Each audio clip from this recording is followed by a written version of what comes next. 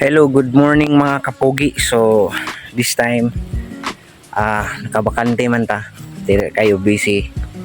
Then, before that, Merry Christmas to all. An advance Happy New Year.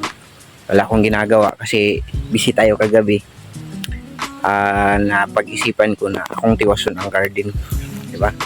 O, ito yung garden ko.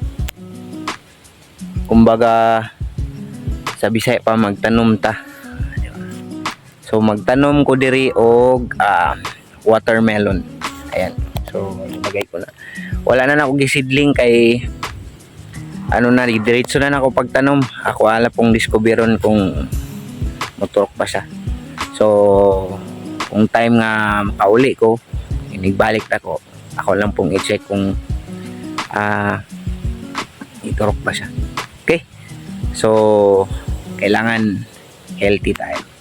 May area tayo ganito mga kapogi diya sa inyo even sa inyong lugar. Try to magtanom ka, try nga ka ng mga alternative nga dili na takinahanglan mo palit bisan mga tanglad or kamunggay mga inana ba para di na sig pamalit sig pangayo sa silingan. So inana lang ka simple no ang buhay dito sa province. So, okay, let's go. Mahan niyo ako magtanim.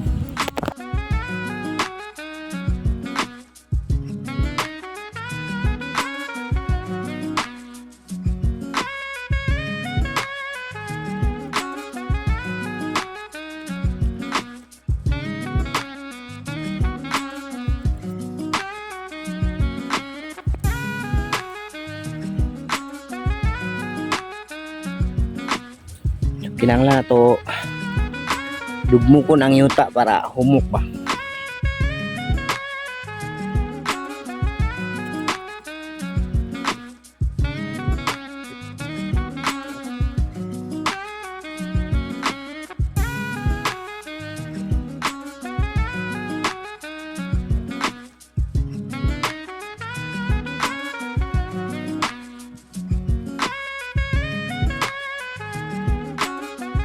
Ito yung buhay sa province, no? So, kung madiskarte ka lang talaga sa buhay, hindi ka talaga magugutom.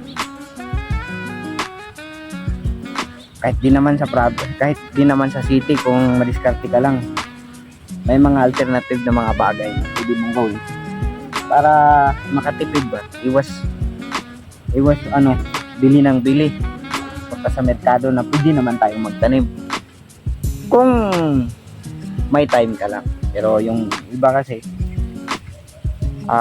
instead na gagawa sila ng ganito, ipagpahinga na lang nila kasi para maka-recover sa.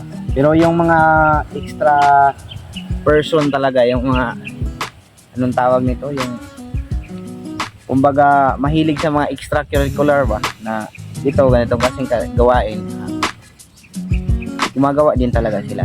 So, bilib ako sa mga ganong kasing tao. Then, sila din yung mga tao na hindi talaga nauubusan kasi diskarte nga eh.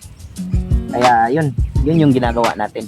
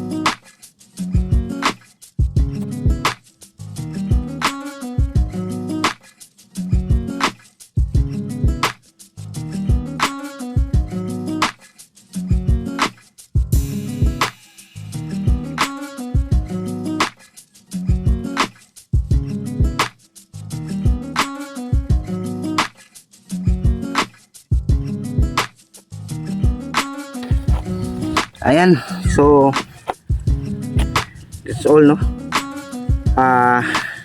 Yung buhay natin o yung diskarte natin sa buhay, parang pagtatanim lang din yan. Kailangan paghirapan mo, magtiis ka talaga. Kasi kapag hindi mo yun ginawa, wala kang mapapala sa buhay.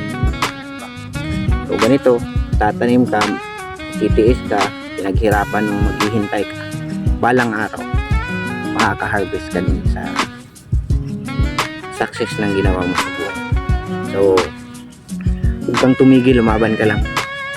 Sa lahat ng mga tao dyan na yung may mga pangarap sa buhay, huwag mong sukuan, lumaban ka lang. Bakit ko nasabi? Kasi dyan din ako nanggaling. Good day mga kapatid.